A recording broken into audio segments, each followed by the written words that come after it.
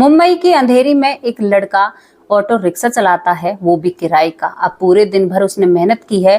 शाम को उसके पास उसकी पत्नी का फोन आता है। वो कहती है कि जी आप घर आ रहे हैं तो कुछ सब्जी लेते आना, क्योंकि सब्जी खत्म हो गई है और शाम को सब्जी तभी बनेगी जब आप मंडी से सब्जी ले आओगे। अब दोस्तों, उस लड़के ने अपनी पत्नी की बात सुनकर मंडी से सब्जी खरीद ली और उस सब्जी को जब वो ऑटो के पीछे रखने के लिए जाता है तो वहां पर उसे एक लाल कलर का बैग दिखाई देता है। अब यहाँ पर वो लड़का उस बैग को, सब्जी को एक तरफ रखता है और उस बैग को अपने हाथों में उठाता है और जब उसकी चेन खोलता है तो उसकी आंखें खुली की खुली रह जाती हैं। दरअसल उस बैग में बहुत कीमती जेवर थे, सोने चांदी के कई आभूषण थे और कुछ उसमें थोड़ा सा कैश भी पड़ा हुआ था।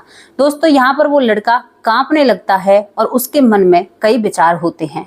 आप क्या सोचते हो, उसके मन में क्या विचार थे? क्या अब वो सोने को रख लेगा या उस आभूषणों को, जो कीमती चीजें हैं, उन्हें उनके मालिक तक पहुंचाएगा या अपनी ईमानदारी यहाँ पर वो लड़का गिरा देगा? दोस्तों, ये सारी बातें आप लोगों को जाननी है तो वीडियो को आगे देखना होगा। और यहाँ पर आप लोगों से एक बात बोलना चाहते हैं कि कुछ लोग ना चाहे जान चली जाए लेकिन अपनी ईमानदारी नहीं छोड़ते हैं।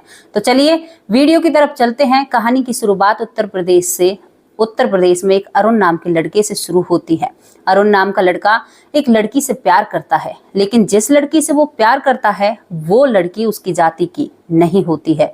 अरुण को पता है कि उसके गांव में इस बात को कोई भी स्वीकार नहीं करेगा, क्योंकि अभी तक हमारे देश में से जाति विवाद गया नहीं है।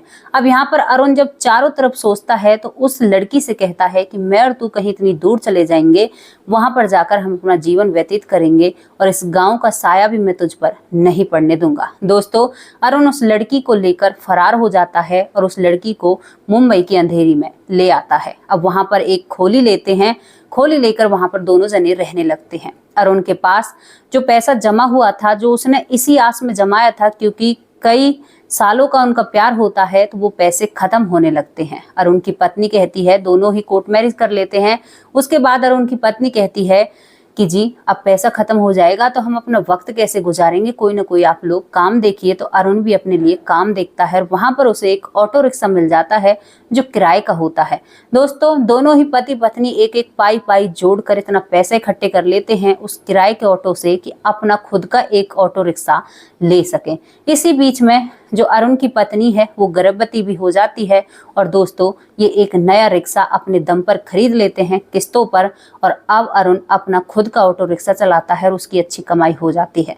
अच्छी कमाई होने लगी थी, घर का गुजारा बहुत अच्छे से चलने लगता है। उसकी पत्नी एक बेटी को जन्म देती है, बेटी हो जाती है। लेकिन दोस्तों, 5-6 महीने ही दोनों जने बेटी के साथ बहुत अच्छे से रह पाते हैं। उसके बाद उस बेटी की तबीयत खराब हो जाती है। जब बेटी की तबीयत खराब हो जाती है तो बेटी को हॉस्पिटल में एडमिट किया जाता है। हॉस्पिटल में एडमिट करने के बाद डॉक्टर साहब कहते हैं कि आपकी बेटी को निमोनिया हुआ है और दोस्तों, इस बीमारी में पैसे बहुत लगते हैं। अब अरुण चिंता में पड़ जाता है और निमोनिया से भी उस लड़की को कई सारी बीमारी लग जाती है, इन्फेक्शन हो जाता है। तो अरुण, जो उसने रिक्शा अपनी मेहनत से कमाया था, ऑटो रिक्शा, उसे बेचकर अपनी बेटी का इलाज कराता है। दोस्तों, अरुण की बेटी बिल्कुल स्वस्थ हो जाती है। स्वस्थ होने के बाद बेटी घर आ जाती है, लेकिन अब ऑटो रिक्शा तो बिक चुका है। अब वो फिर ऐसे की ऐसे ही जैसे मुंबई में आए थे। कुछ दिन निकलते हैं, लेकिन अरुण फिर अपने घर से चल देता है, क्योंकि बेटी और पत्नी का पेट भरना है और इस बड़े शहर में अपनी भी कुछ अहमियत रखनी है। और यहाँ पर वो उन दोस्तों के पास जाता है जिनके साथ वो पहले ऑटो रिक्शा चलाया करता, तो उनसे कुछ मदद मांगता है। तो वो कहते हैं कि यहाँ पर एक व्यक्ति है जिसके कई ऑटो हैं और वो अपने ऑटो किराए पर देता है। पहले तो तुमने उस इंसान का ऑटो लिया था, लेकिन अब की बार तुम उसका लेना। और दोस्तों, अरुण उसके पास पहुंच जाता है जो व्यक्ति ऑटो रिक्शा किराए पर देता है।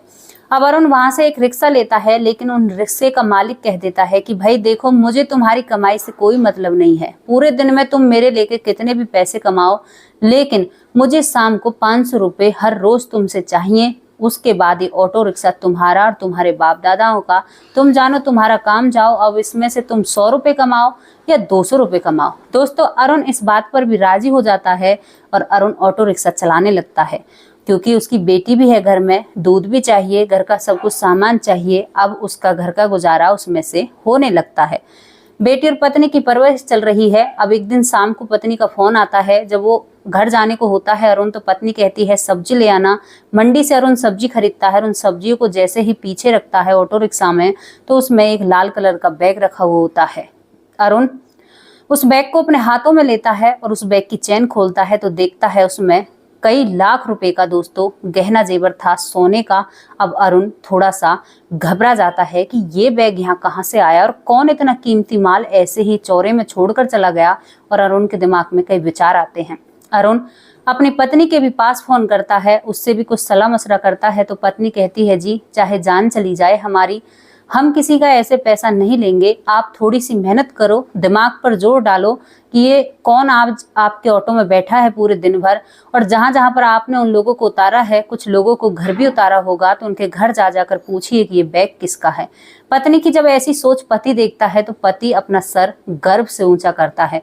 दोस्तों आज के दिन अरुण के ऑटो में एक संध्या नाम की सेठानी बैठी थी। हम उनको सेठानी ही कहेंगे क्योंकि उनके पति बिजनेसमैन होते हैं। संध्या को ऑटो में क्यों बैठना पड़ा था? क्योंकि संध्या अपनी बहन की बेटी की शादी में जाने वाली है, तो उसके लिए संध्या ने एक ज्वेलरी शोरूम से शॉपिंग की है अपनी बहन की बेटी के लिए। और वो अपनी गाड़ी में बैठकर जैसे ही ड्राइवर से कहती है कि ड्राइवर गाड़ी चलाओ, लेकिन संध्या की गाड़ी नहीं चलती है, गाड़ी खराब हो जाती है। तो संध्या वहां से अरुण का ऑटो करती है और ऑटो करने के बाद अपने घर उतर जाती है, लेकिन वो बैग नहीं उतार पाती है।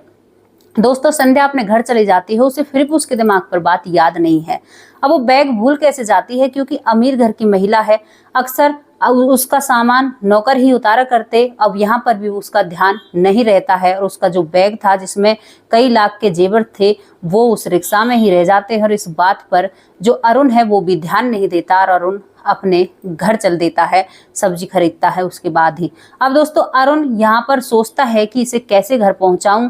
उधर संध्या जब शाम को तैयार होती है अपनी बहन की बेटी की शादी में जाने के लिए, तो उसे वो बैग कहीं भी नजर नहीं आता है। और वो सोचती है कि अरे मैं तो ज्वेलरी का बैग शायद ज्वेलरी शोरूम पर ही छोड़ आई हूँ, लेकिन वो वहां पर भी अपने ड्राइवर के साथ जाती है तो वहां पर भी ज्वेलरी बैग नहीं मिलता है। जब वहां के सीसीटीवी कैमरे खंगालती है तो वो एक रिक्शा में बैठकर गई थी और उस रिक्शा का उसे ध्यान आ जाता है, क्योंकि जब वो सीसीटीवी कैमरे खंगालती है तो वो ज्वेलरी का बैग लेकर शोरूम से बाहर निकली थी।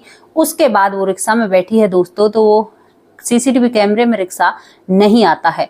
अब यहाँ पर संध्या थोड़ी सी हैरान और परेशान हो जाती है कि अब कोई नहीं देगा उस बैग को, और वो थोड़ी सी उदास हो जाती है। पैसों की तो कोई कमी नहीं थी, लेकिन आज बहन की बेटी की शादी में जाना है और आज ही उसका गिफ्ट उससे गुम हो गया है। दोस्तों संध्या अब सब कुछ छोड़कर बहन की बेटी की शादी में जाती है, उस शादी को अटेंड करती है, उस बेटी से माफी मांगती है, उसे कुछ शगुन के हिसाब से कैश पैसा देती है और उस शादी में से घर आ जाती है। घर आकर अपने पति को बताती है तो पति भी हैरान हो जाता है और कहता है कि तुम चीजों का ध्यान नहीं रखती हो। उसके बाद संध्या एक पुलिस कंप्लेंट दर्ज करती है, क्योंकि भाई यहाँ पर उसके गहने खो गए हैं। अब पुलिस कंप्लेंट दर्ज करती है तो सब कुछ वहां पर नोटिस कराती है। उसके बाद संध्या अपने घर चली जाती है। अब दोस्तों संध्या के दरवाजे पर गार्ड खड़े होते हैं, तभी वो ऑटो रिक्शा वाला आता है और कहता है कि मैंने यहाँ पर एक मैडम को छोड़ा था। तो तभी गार्ड कहता है कि वो तो संध्या मैडम होंगी, आपने सुबह ही छोड़ा है। तो वो कहता है कि मुझे उनसे मिलना है। अब गार्ड उन्हें अंदर ले जाते हैं और जैसे ही अंदर वाला दरवाजा खुलता है तो संध्या सामने बैठी हुई है। तो वो कहती है कि अरे भाई तुम कौन हो? तो यहाँ पर वो कहता है कि मैडम आपको ध्यान नहीं है, आज कल ही आप मेरी ऑटो रिक्शा में बैठकर अपने घर आई थी, तभी मैं आपके घर आया हूँ। और आपका क्या कोई बैग गुम हुआ है?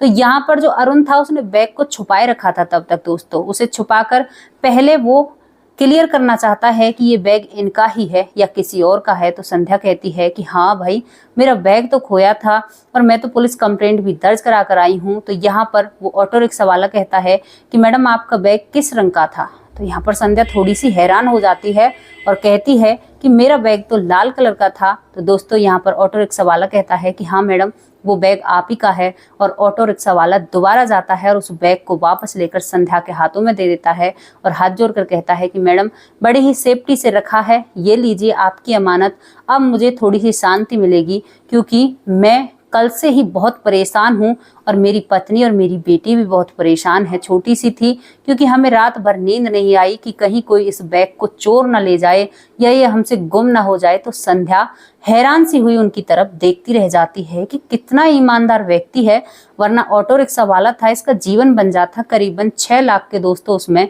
जेवर होते हैं। यहाँ पर संध्या कहती है कि भाई तुम तो बहुत ईमानदार हो। अब यहाँ पर संध्या अरुण को बिठाती है, उसका चाय पानी का इंतजाम करती है। तो अरुण कहता है कि नहीं मैडम, मुझे अब घर जाना होगा, कल से ही हमारा पूरा परिवार परेशान है, अब हम थोड़ी देर बैठकर चैन की सांस लेंगे। संध्या खुश हो जाती है, पुलिस स्टेशन भी खबर कर देती है, मतलब वहां पर अपनी दरखास्त वापस ले लेती है कि मेरा बैग मिल चुका है। अब पुलिस वाले जब इस ऑटो रिक्शा वाले की कहानी सुनते हैं तो वो भी इम्प्रेस हो जाते हैं कि भाई आज के ज़माने में इतना नेक इंसान तो मिलना ही मुश्किल है। और पुलिस वाले भी मनी मन उस ऑटो रिक्शा वाले को इनाम देने की सोचते हैं कि दोस्तों जो काम लोग अच्छे काम करते हैं ना, उन्हें हमें बढ़ावा देना चाहिए। अब इसके बाद दोस्तों संध्या के मन में वो ऑटो रिक्शा वाला घूमता रहता है कि भाई कोई इतना ईमानदार कैसे हो सकता है। अब संध्या अपना एक मन बनाती है, उस ऑटो रिक्शा वाले से मिलना चाहती है। दोस्तों संध्या जिस दिन वो बैग देने के लिए उसके घर आया था, पूरा एड्रेस ले लेती है और अपना नंबर भी उसे दे देती है और उस ऑटो रिक्शा वाले का नंबर खुद ले लेती है। संध्या बहुत सारे गिफ्ट खरीदती है उसकी बेटी के लिए, उसकी पत्नी के लिए कपड़े खरीदती है, खाने के लिए मिठाइयाँ लेती है और संध्या पहुंच जाती है ऑटो रिक्शा वाले के घर। जब ऑटो रिक्शा वाले के घर संध्या पहुंचती है तो उसकी ऑटो रिक्शा वाले की जो पत्नी है वो थोड़ी सी हैरान हो जाती है, क्योंकि बहुत बड़ी गाड़ी में संध्या बैठकर आई थी और यहाँ पर वो पत्नी एकदम से शौक से खड़ी हो जाती है कि भाई हमारे घर इतने बड़े लोग कहाँ से आ गए। तभी संध्या कहती है कि मैं वही हूँ जिसका बैग गुम हुआ था, तुम लोगों ने जिसका पूरा गहना वापस दिया है। उधर संध्या इस ऑटो रिक्शा वाले अरुण को भी बता देती है कि आज मैं तुम्हारे घर आ रही हूँ। तो अरुण अपनी बेटी को स्कूल से आधी छुट्टी में ही स्कूल से घर ले आता है और दोस्तों यहाँ पर संध्या सभी गिफ्टों को इस अरुण को देती है। तो अरुण हाथ जोड़कर खड़ा हो जाता है और कह देता है कि मैडम ऐसे गिल्टी फील मत कराओ, आप हमें इतना क्यों दे रही हो, ये हमारा फर्ज था, आपके गहने देना या आपका कैश देना हमारा फर्ज था, इसमें ऐसी कोई बड़ी बात नहीं है। लेकिन संध्या कहती है, हाथ जोड़कर कहती है कि अरुण मैं तुम्हें शर्मिंदा महसूस बिल्कुल भी नहीं करा रही हूँ, लेकिन जो तुमने काम किया है ना वो हर किसी के बस की बात नहीं होती है। अगर तुम्हारी जगह कोई और होता तो आज ये सारे गहने गायब होते और उसकी शक्ल भी हमें नहीं दिखती।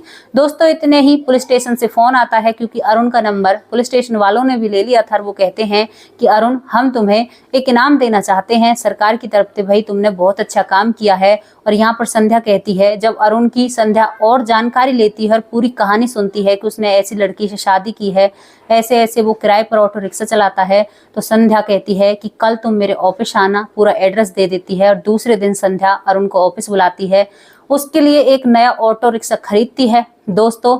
और यहाँ पर अरुण बिल्कुल एक ऐसा हो जाता है कि मैडम मुझे नहीं पता था कि आप मेरे लिए इतना सब कुछ करोगे।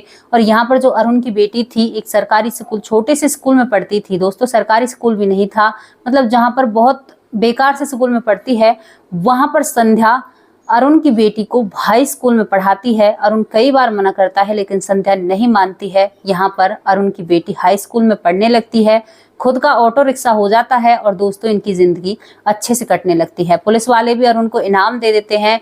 इनाम के तौर पर दोस्तों अरुण को 11,000 रुपये दिए जाते हैं। तो अरुण की तो अब चांदी ही चांदी हो जाती है और अरुण अपनी पत्नी के पास लौटे हुए कहता है, बेटी और पत्नी के पास, कि एक बैग ने हमारी जिंदगी बदल दी, हमारी ईमानदारी ने हमें ये रंग दिया है कि आज सभी लोग हमारा मान सम्मान करते हैं। दोस्तों जिन जिन लोगों को पता चला था कि एक ऑटो रिक्शा वाले ने ऐसा करा है, तो सभी लोग अरुण का मान सम्मान करते हैं। और जहां पर भी कोई ऑटो रिक्शा वाला थोड़ी सी इधर उधर बात करता है तो मिसाल दी जाती है कि देखो एक ऑटो रिक्शे वाले ने 6 लाख के जेवर उसकी मालकिन को वापस दिए थे, तो तुम क्या ऑटो चलाओगे, मतलब एक उनके प्रेरणा दी जाती थी अरुण के नाम की। तो दोस्तों यहाँ पर एक कहानी समाप्त होती है। तो ईमानदारी ना इसे कहते हैं, ये हर किसी में नहीं पाई जाती, और किसी में पाई जाती है तो उसकी रग रग में होती है दोस्तों। सच में ही बहुत कम लोग अरुण जैसे होते हैं जो हर किसी के बारे में सोचते हैं और जिनका अभिमान स्वाभिमान सब कुछ बहुत अहमियत रखता है वो लोग बहुत अच्छे होते हैं, लेकिन बहुत कम हमारे समाज में ऐसे लोग देखने को मिलते हैं। तो क्या राय है आपकी अरुण के बारे में, क्या राय है संध्या मैडम के बारे में? और हमारे पुलिस वालों ने भी बहुत अच्छा यहाँ पर काम किया था। तो दोस्तों, जो भी आपकी राय है अपनी राय कमेंट बॉक्स में रख सकते हैं। कल फिर हाजिर होंगे एक और ऐसी ही सच्ची और अच्छी स्टोरी के साथ।